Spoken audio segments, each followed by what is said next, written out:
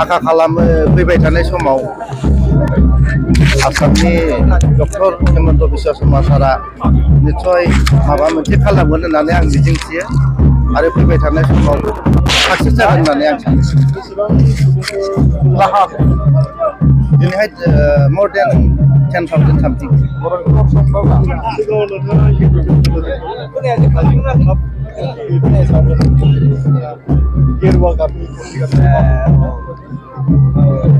जिहेतु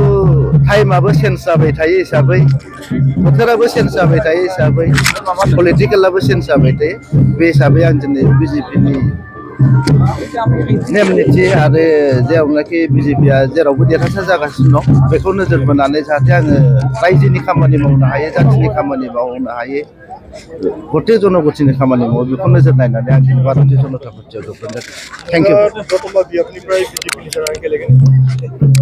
उननि समाव बेखौ होननोसै दा बुंनाया बारा थिग नंजोबा थेंक इउ